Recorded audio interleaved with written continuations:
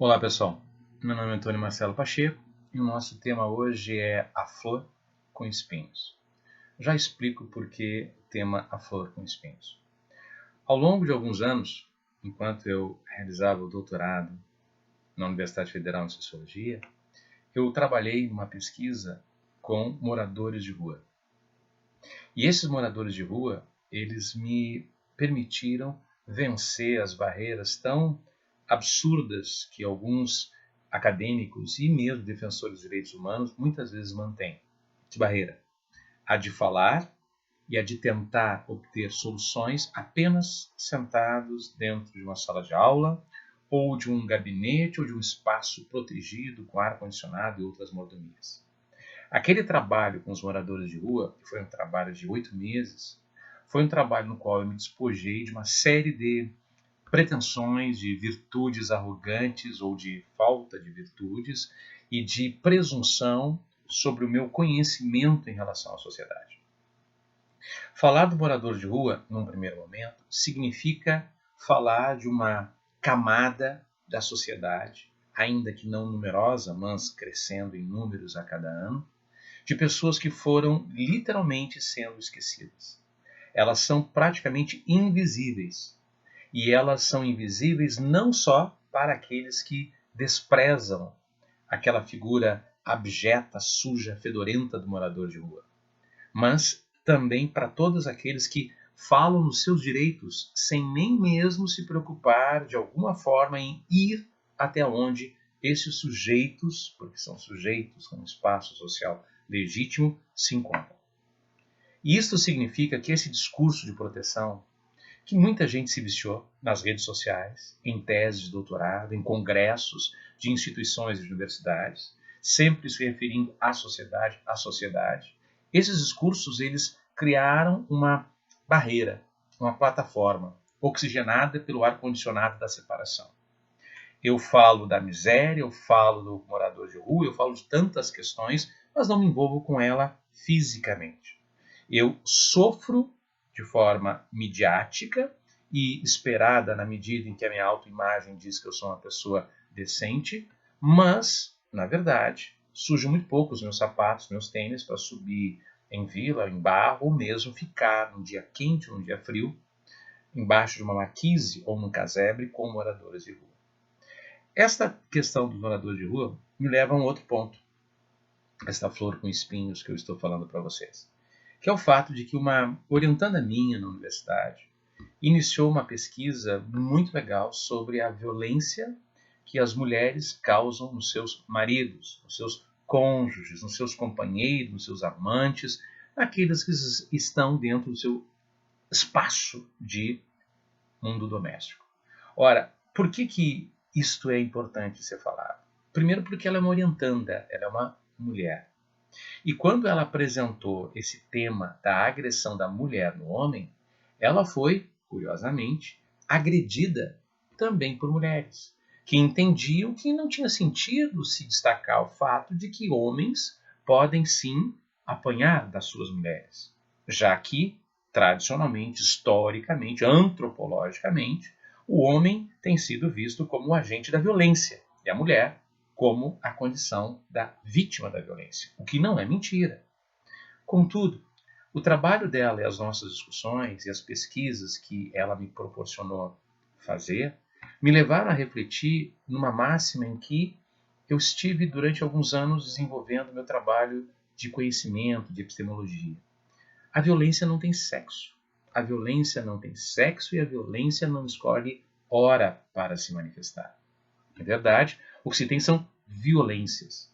Isso quer dizer que, para eu entender o genocídio, o feminicídio, este extermínio feminino que a sociedade patriarcal, esse patriarcado histórico, pratica num país como o nosso, que tem índices muito alarmantes de homicídios a mulheres, é fundamental entender que a violência ela não é um círculo, senão ela retorna ao ponto inicial, ela é uma espiral. E ela diz respeito tanto a vítimas, mas não necessariamente uma vítima clássica sexualizada. A violência não tem nenhum falo ou fálico feminino ou masculino. a violência é violência. Para eu entender porque mulheres hoje com espinhos batem em homens, eu tenho que primeiro me despojar do fato de que só homens batem em mulheres, porque a violência ela acaba se tornando autorregulamentada em si mesma, ela se autoestimula e ela é antropofágica. E isso me leva então ao terceiro ponto, ao fato de que por uma decisão do presidente dos Estados Unidos, o general iraniano foi eliminado, assassinado. Muitas pessoas nas redes sociais imediatamente questionaram e criticaram o ato absurdo, é um homicídio, seja lá por que justificativa se dê. Ele decidiu não só julgar e condenar e executar a pena do presidente americano, mas é, em síntese, um homicídio. Só que as redes sociais, em vez de tentarem criticar os Estados Unidos, mas nunca esquecendo que aquele militar representa uma guarda republicana, uma elite da guarda republicana, num país onde é extremamente difícil ser mulher, e não raro homossexuais, mulheres acusadas de bigamia, adúlteras, são mortas num sistema de Sharia muitas vezes escandaloso para o mundo ocidental, como se o Ocidente tivesse algum tipo de direito a se escandalizar quando outras culturas realizam outras formas bárbaras de homicídio. Foram criticados os americanos sem nenhum tipo de preocupação. Ora, eles merecem toda a crítica, inevitável. Mas por que algumas pessoas identificadas com um pensamento de esquerda acabam só querendo ver aquilo que querem ver? Ou por que algumas pessoas identificadas com um pensamento de direita só enxergam aquilo que querem enxergar? Alguém vai dizer, mas isso é humano. Óbvio. Isso é um direito, dizer o que quer dizer e ver o que quer ver. Sem dúvida. Mas é burro. É humilhantemente medíocre. Eu tenho que lembrar que o assassínio de uma pessoa determinada por outra pessoa não pode apagar o fato de que o assassinado também praticou atos que assassinaram ou tiraram a vida de outras pessoas. E, portanto, é necessário quebrar essa condição de herói mocinho, de vítima de algoz.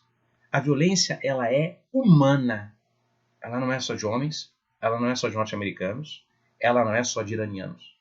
A violência está presente nas formas em que meu corpo, meu saber, se manifestam na sociedade.